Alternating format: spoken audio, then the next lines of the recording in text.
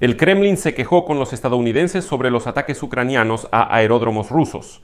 El asunto es que Sergei Lavrov llamó a Mark Rubio después de los ataques de Ucrania a los aeródromos en la Federación Rusa y dijo que eso no estaba bien, que Washington presione a Kiev para que Kiev no vuelva a hacer algo así.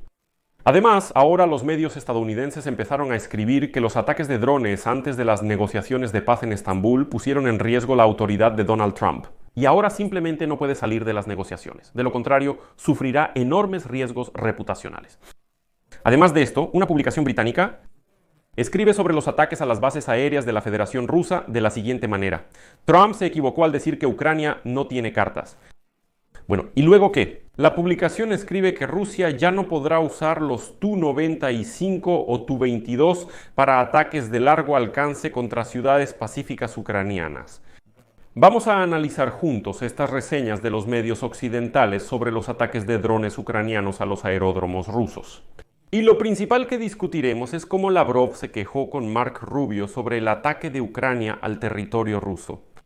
Me llamo Alexei Pechi, hoy es 2 de junio en el calendario. Vamos a hablar de todo en orden. Pero antes de empezar les pido que se suscriban a este canal, le den like al episodio y dejen su comentario debajo. Además, suscríbanse a mi canal de Telegram. El enlace está en la descripción de este video. Entonces, resultó que el Departamento de Estado de Estados Unidos admitió que el ministro de Relaciones Exteriores ruso, Sergei Lavrov, llamó de urgencia al secretario de Estado, Mark Rubio, el domingo, para quejarse de un ataque ucraniano a gran escala contra los aeródromos rusos. Según el Departamento de Estado de los Estados Unidos, el secretario de Estado Mark Rubio habló con el ministro de Relaciones Exteriores de Rusia, Lavrov, a petición de Rusia. El secretario de Estado Rubio reiteró el llamado del presidente Trump a continuar las negociaciones directas entre Rusia y Ucrania para lograr una paz duradera. Al mismo tiempo, los medios rusos informaron que Lavrov y Rubio discutieron las perspectivas de resolver la guerra en Ucrania y las negociaciones ruso-ucranianas programadas para hoy. En Turquía se discutió la situación relacionada con la crisis ucraniana, según el comunicado del Ministerio de Asuntos Exteriores ruso. Al mismo tiempo, en Rusia también informan que Marco Rubio supuestamente expresó sus condolencias por la muerte de personas como resultado de la voladura de 2 puentes en las regiones de Kursk y Briansk. El sitio web del Departamento de Estado de Estados Unidos no menciona que alguien haya expresado condolencias. Según filtraciones recientes, Lavrov supuestamente dijo: "Sí, ¿cómo es posible? ¿Por qué permitieron que Ucrania lanzara un ataque tan masivo contra Rusia? Nosotros esperábamos que Donald Trump realmente presionara a Kiev, y Donald Trump está intentando presionar. Pero resulta que no es suficiente para que Ucrania simplemente tome y detenga por completo todos los ataques". Como se sabe, ayer Rusia fue sometida a ataques estratégicos. El Servicio de Seguridad de Ucrania realizó una operación a gran escala llamada Pautina, dirigida a destruir aviones de la aviación estratégica de la Federación Rusa. Según el Servicio de Seguridad de Ucrania, al menos 41 aviones fueron alcanzados. Quiero destacar que estos son aviones destruidos y dañados, siendo conceptos distintos. Las pérdidas de los ocupantes se estiman en más de $7.000 millones. Se trata de los aviones Tu-160, Tu-22 y Tu-95. Además, en la noche del 1 de junio se derrumbaron puentes vehiculares en las regiones de Briansk y Kursk. En el primer caso, los escombros cayeron sobre un tren de pasajeros que pasaba por debajo en ese momento. Y ahora los rusos aseguran que Marco Rubio supuestamente expresó sus condolencias por la caída de estos puentes. Pero aquí es interesante cómo los medios estadounidenses están reaccionando ahora a estos ataques, y no solo desde el lado ucraniano, sino también desde el lado ruso. Y entonces la publicación escribe que los ataques de drones antes de las negociaciones pacíficas pusieron en peligro la autoridad de Donald Trump.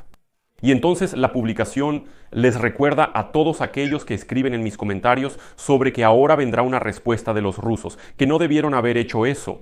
La publicación recuerda que en la noche del sábado, Rusia lanzó su ataque con drones más grande contra Ucrania desde el inicio de la guerra a gran escala. En ese momento, Rusia utilizó 472 drones. El domingo, como resultado de un ataque con misiles ruso, murieron al menos 12 militares ucranianos y más de 60 resultaron heridos en el campo de entrenamiento. Y así, a medida que todo esto se desarrolla, se siente más y más decepcionado. El presidente de Estados Unidos, Donald Trump, quien antes se jactaba de que podía poner fin rápidamente a la guerra en Ucrania, ahora observa desde fuera cómo la piedra angular de su política exterior declarada parece decididamente inestable.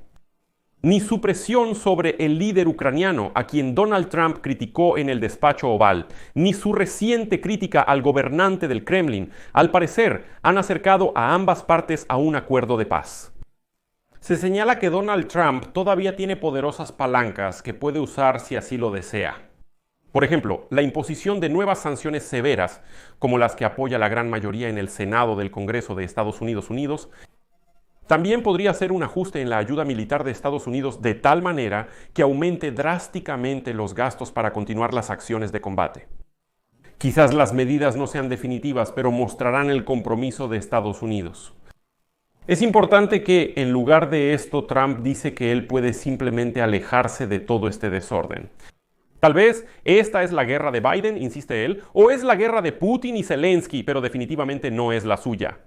Y aquí en el artículo se dice, pero irse, y no está claro qué significa eso. Desde el punto de vista de la política de los Estados Unidos de América, puede que ya no sea una opción, al menos no irse ileso.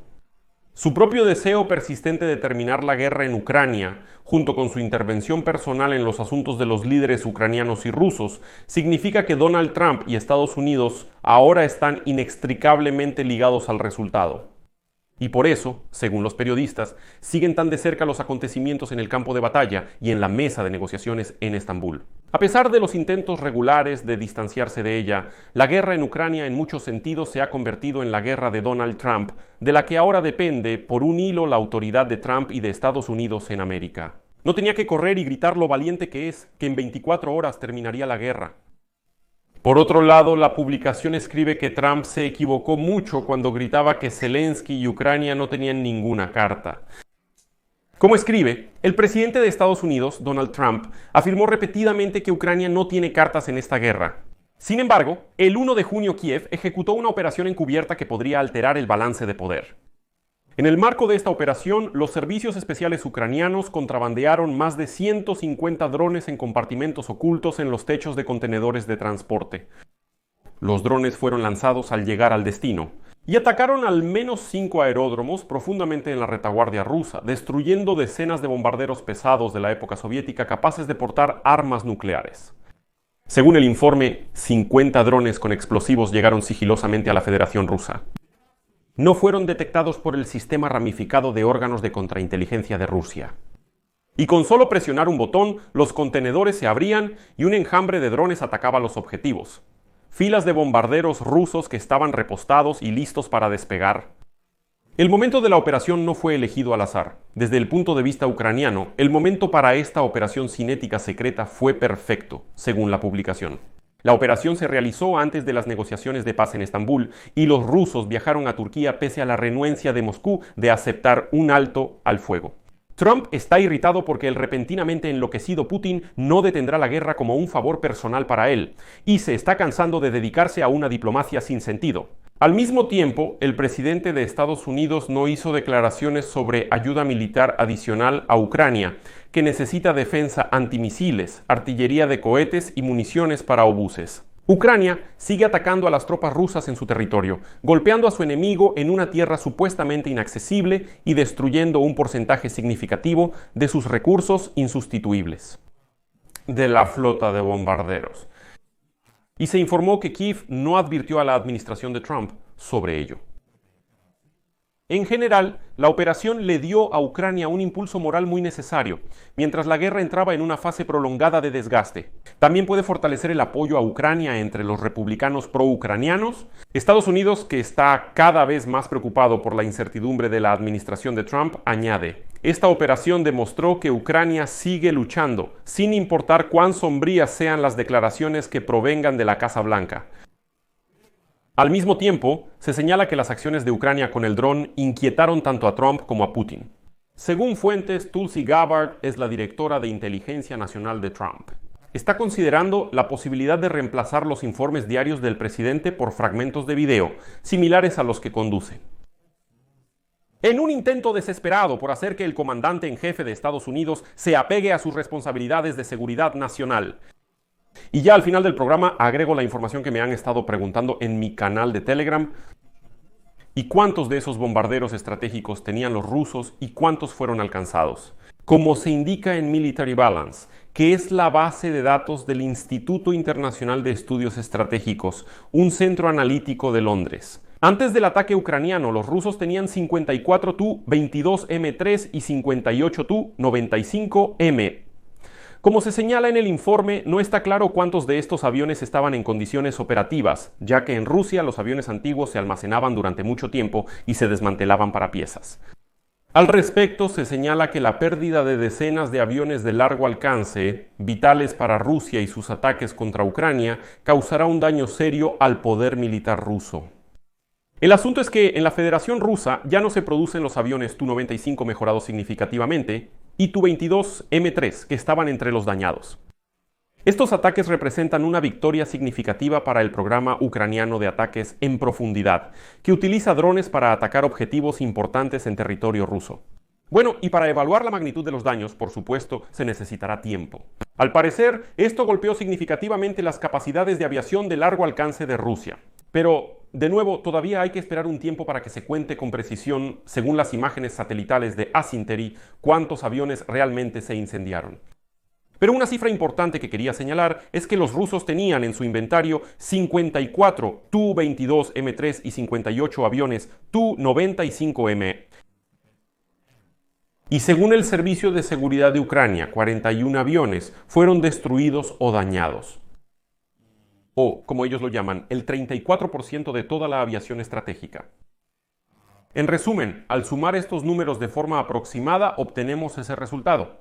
Por eso aquí pongo puntos suspensivos. Amigos, escriban su opinión y sus conclusiones sobre esta situación en los comentarios debajo de este episodio, suscríbanse al canal y presionen la campanita, y no olviden dejar un like.